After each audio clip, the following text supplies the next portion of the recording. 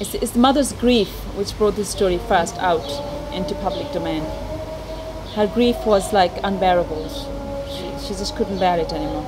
And so I went there, I met the mother, and the whole thing unfolded, that this has been taking place in the past decade or so, probably longer. And in the last 10 years, like at the time in 2007, when the story first was published in the Haaretz newspaper, I think 9 women, Hamda was the 9th victim, were killed in 7 years. These are normal girls who are growing up in Israel, inside Israel, in central Israel, 15 minutes drive from Tel Aviv, just like any other Jewish girls. There was only one girl in the playground whose head was covered. And then suddenly when they turn 13, 14, and they're seen differently. If they wear sort of dresses showing their belly, we kill them. We kill them for talking on the phone. We kill them for looking at another man. He said, even if I saw with my own eyes, I won't tell the police. But he actually told me that he saw with his own eyes. When Hamda was killed, he saw the killer running out of the house.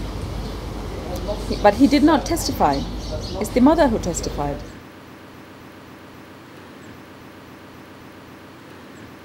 And I found this amazing cameraman from East Jerusalem. And then when I actually discussed it with him, he was very wary. He didn't want to be involved in a film which may somehow portray a negative picture of the Palestinian society. And then I said, come with me then, just research. And I'll pay you for that day. Just come with me and see. And then he met the mother. And he was so moved when he met the mother. الله يطول عمرك يا أمي. شلتي الهموم عنا وساعدتيني لحتى تجبرت عن حياتي الصعبة. أشكرك يا أمي، ولا أعرف كيف أرد لك الجميل، ولو أظل طول العمر وأوفي عمري كله مش حيكفي. The reason the mother was so comfortable with us is because she just almost adopted him as her kind of son, somehow a son that all her sons are murderers. So there is one man, Palestinian man from East Jerusalem, who is so fantastic and charming and wonderful. So she sort of started calling him my son. حاطة لبن شمينة حاطة السفرة يعني تفطر حاطة فطور يعني طالعة من تفطر يا ناري وده تاكل مسكينة وجا حظ نصيب مسكين.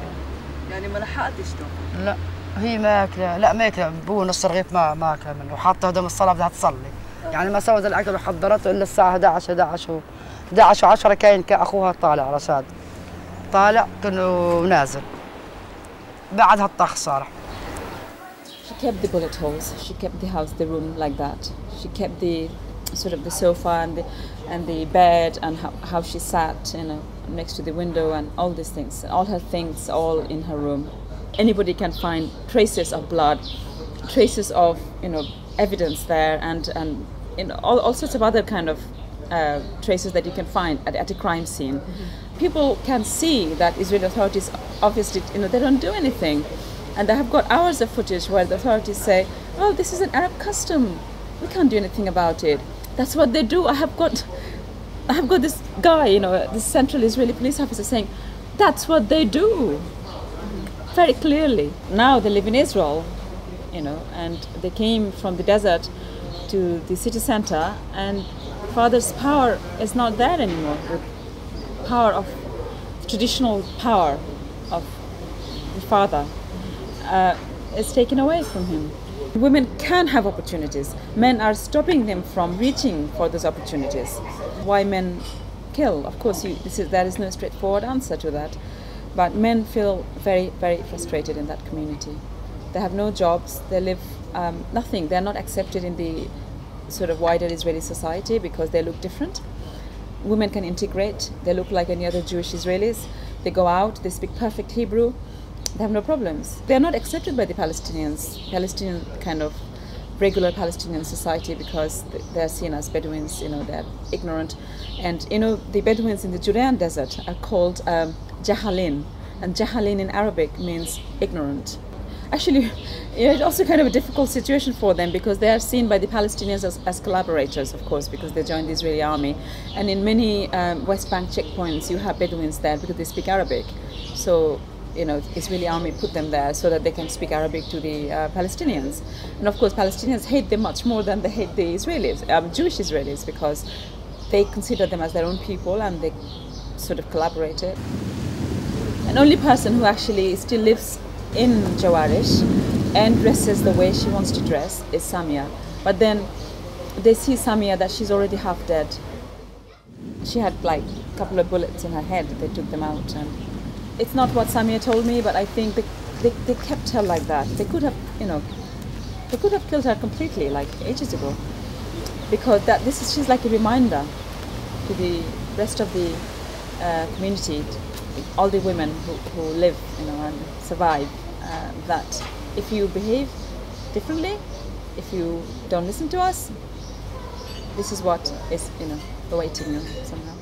If you saw Samia in the streets of Jerusalem and Tel Aviv and Haifa, you wouldn't know if this girl is a traditional Muslim girl or a Jew. I mean, you would just think she's any other Israeli girl. And of course, then she goes back to her community, which where she has to behave differently, and she refused to behave differently. She refused to wear more modest outfit. And during the filming of this documentary, she used to get so angry with me because I would ask her to pull up her shirt, and she'd come to the film set wearing really provocative dresses and jeans, and she got very angry with me. She's like, what, do you want me to, are you like one of those mullahs, and do you want me to dress like, the way they asked me to dress? And I'm not doing that. I'm going to sit here like that. Did you see her cleavage like in the film?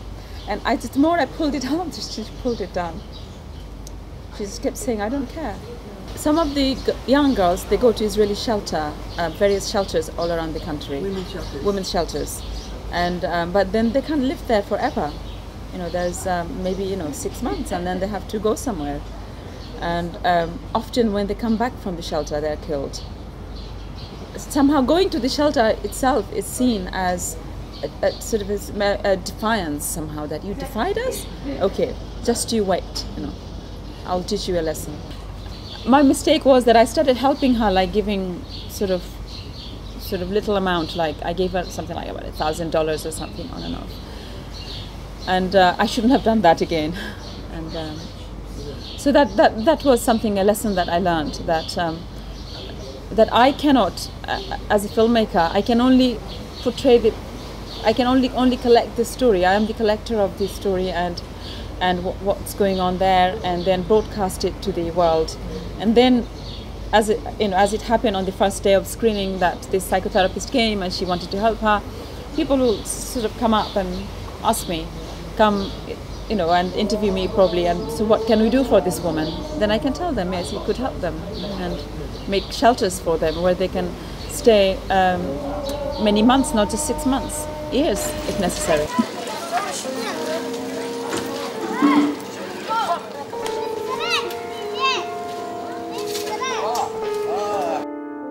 I have to do something, I have to make a film which would be somehow, keep their identities hidden as much as possible, and yet make a film which would be, sort of powerful enough so that it can shake the authorities and the Israeli audience to wake up and say, look, this is happening in Israel, in central Israel. I probably won't go back to Ramle. I don't go back to Ramle because on my last day of filming, when I was filming with a different cinematographer, because the main cameraman didn't want to go back there anymore. I wasn't even interviewing any girls or talking to anyone. I just went there to film. But by that time, the news spread around that this filmmaker who comes here and takes footage of our community, and she's making a film on honor killing somehow. And these men came and chased us and started throwing stones at us. And we drove as fast as we could.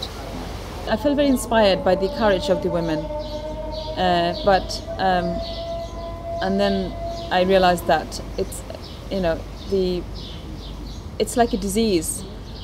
It's like a cancer in the society, and to uproot it would be a huge undertaking, and I'm not sure, who's gonna do that. Israeli authorities are not interested, and then who is interested? How can you root out that cancer?